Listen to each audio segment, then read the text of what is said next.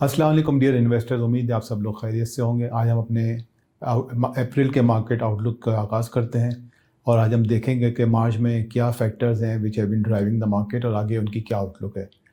तो आज हम मैक्रो ग्लोबल सिनेरियो से शुरू करेंगे बात कि what are the factors which is driving the market.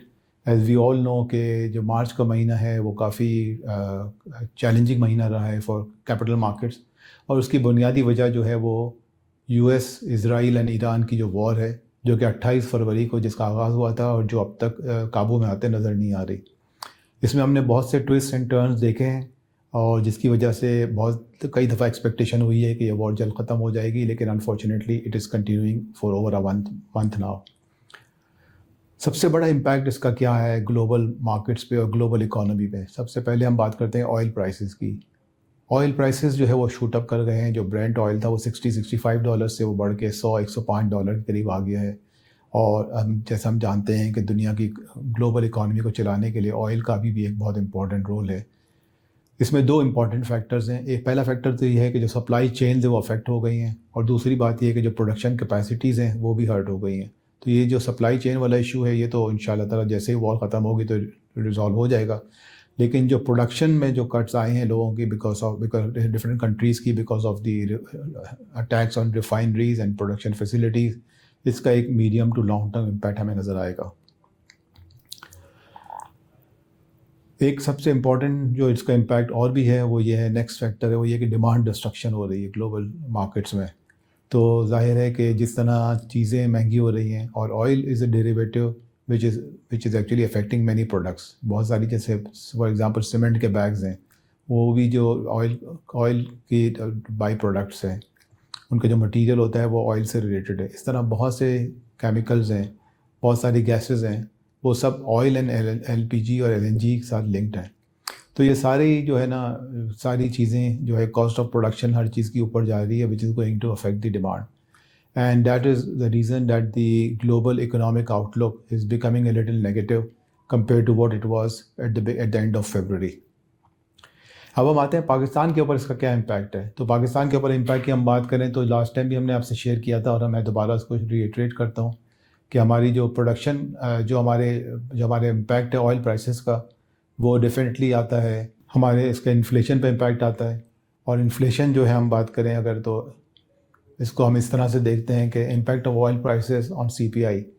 तो हमने एक एनालिसिस लास्ट टाइम भी आपसे शेयर किया था और इसको हम दोबारा रिपीट करते हैं यहाँ पे कि अगर ऑयल प्राइसेस $120 तक चले जाते हैं, जो कि 110 से $120, हम वर्स्ट के सिनेरियो $120 ले दें क्योंकि अभी तक जो हाईएस्ट ब्रेंट गया वो $120 पे गया है, और ये वॉर जो है 8 हफ्ते तक चलती है, तो इसका impact for the fiscal year 25-26 जो कि जून 26 की क्लोजिंग है, उस पर direct impact of oil prices on the CPI 50 basis point, और अगर इसका हम इनडायरेक्ट इम्पैक्ट भी शामिल कर लें तो गालिबन 100 बेसिस पॉइंट होगा।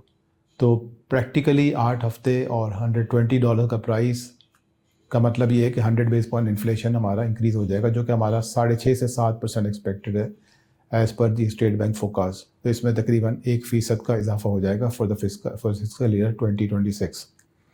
और अगर हम इन्फ्लेशन की बात करें तो इस वक्त जो सीपीआई का जो लेटेस्ट डेटा आया है वो बेसिकली अप्रैल का आगाज़ हो चुका है, और मार्च के महीने में जो सीपीआई का जो फिगर आया वो 7.3% है, विच वाज मोर और less in line with expectations. और अगले 3 महीने में हमारी फोकास्ट ये है कि इन्फ्लेशन जो है वो 8.9 से 10% तक जा सकता है अप्रैल में और जून में।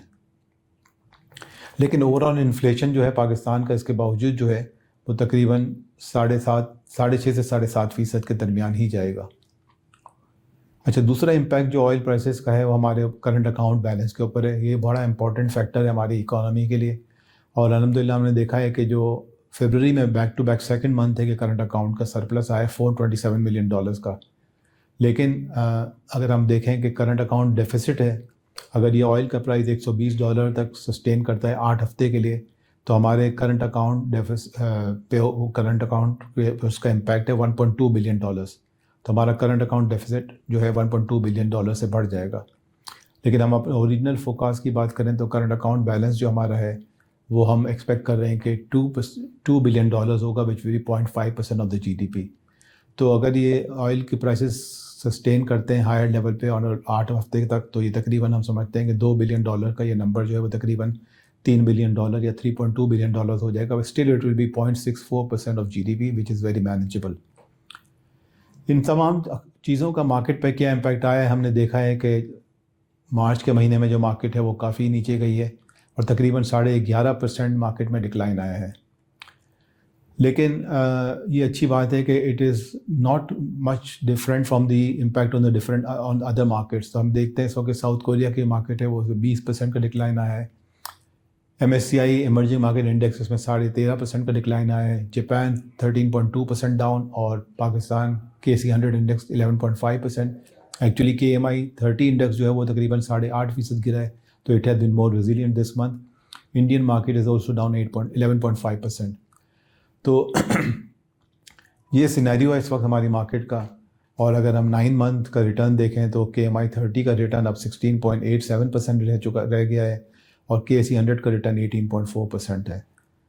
इसका इम्पैक्ट प्राइस अर्निंग मल्टीपल पे क्या है, इसको हम क्विकली देखते हैं। प्राइस अर्निंग मल्टीपल जो है हमारा वो काफ़ी नीचे आ गया है और तकरीबन जो प्राइस अर्निंग मल्टीपल जो हमारा 8.5 टाइम्स पे चला गया था, it is down to 6.2 times, which offers a good investment opportunity for people who are with the ability to withstand this roller coaster ride in the market और volatility को जो बर्दाश्त कर सकते हैं और 2 से 3 साल का इन्वेस्टमेंट होराइजन रखते हैं।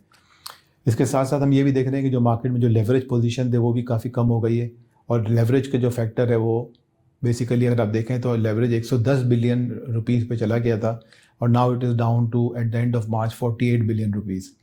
तो मार्केट में अब लेवरेज भी इतना ज़्यादा नहीं है। मार्केट में जो डिविडेंड्स की पेमेंट्स हैं वो लोगों को रिसीव हो रही हैं और मार्केट में हम देख रहे हैं कि जो स्पॉन्सर्स हैं वो बाईबैक्स भी कर रहे हैं। हमने रिसेंटली पायनियर का एक्विजिशन देखा, अब हमने रिसेंटली एंग्रो होल्डिंग्स जो है उसने अपने शेयर्स का बाईबैक अनाउंस किया है। AGP फार्मास्यूटिकल ने अपने शेयर्स का बाईबैक अनाउंस किया है। तो ये शो करता है कि मार्केट में रेजिलियंस है और मार्केट में स्पॉन्सर कॉन्फिडेंट हैं कि market is still attractive for the longer period of time।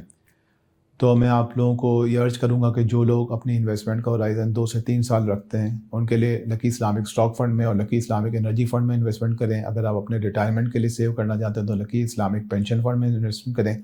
और अगर आपका वर्किंग कैपिटल है या शॉर्ट टर्म लिक्विडिटी है या आपने मंथली एक्सपेंसेस को पूरा करने के लिए इन्वेस्ट करना चाह रहे हैं तो lucky Islamic money market fund और लकी इस्लामिक इनकम फ़ंड और लकी इस्लामिक कैश फंड में इन्वेस्टमेंट करें। इसके साथ ही आज की ब्रीफिंग का हम अख्ताम करते हैं। इंशाअल्लाह ताला दोबारा आपसे जल्द रब्ता होगा। अस्सलाम वालेकुम।